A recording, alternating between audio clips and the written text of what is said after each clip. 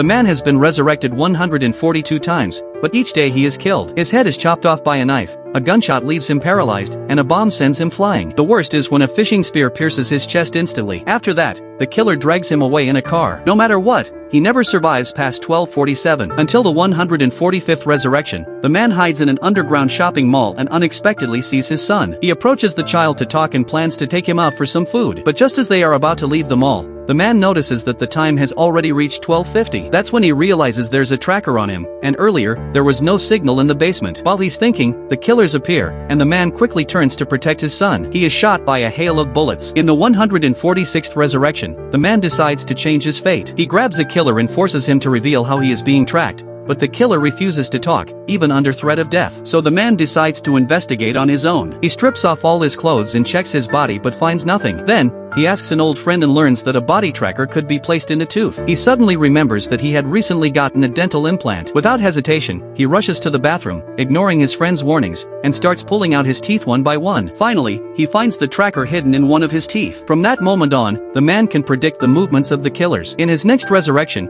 he uses the tracker tooth as bait, lures the killers out, and then ambushes and kills them one by one. Even the bearded killer is taken down in the same way using the fishing spear. After dealing with the small fry, it's time to face the boss. The boss is at a physics research base. On his first attempt to storm the base, the man crashes his car into the wall. On the second try, he speeds into the base, but it's guarded by several armed security guards. The man isn't in the car though. He uses a bomb to blow the guards away. But unexpectedly, the head of security appears beside him. On his third attempt, the man kills a killer who looks like him, disguises himself as him, and uses an ID card to sneak into the base. He manages to get into the building. But when he tries to take the elevator to the top floor, he realizes that he doesn't have the proper access rights. On the fourth attempt, the man kills a soldier in the elevator, but when he exits, he is met by a sea of armed guards. In desperation, the man shoots himself in the head, and the guards are stunned. On his fifth attempt, after taking care of the soldier, he notices there's a camera in the elevator. No wonder so many guards were waiting outside. On his sixth attempt, he disguises himself as a soldier and avoids the cameras. Finally, he reaches the boss's office, but finds a woman with a long knife waiting for him. The man opens fire, but the woman is quick and avoids the bullets, decapitates him with one swift strike. In the 152nd resurrection, the man grabs a submachine gun, but even after shooting rapidly, she stabs him in the abdomen and decapitates him again. In the 153rd resurrection, the man tries using a rifle, but still can't hit her and loses his head once more. It's clear that using guns won't work, so the man decides to seek out a master to learn Chinese swordsmanship.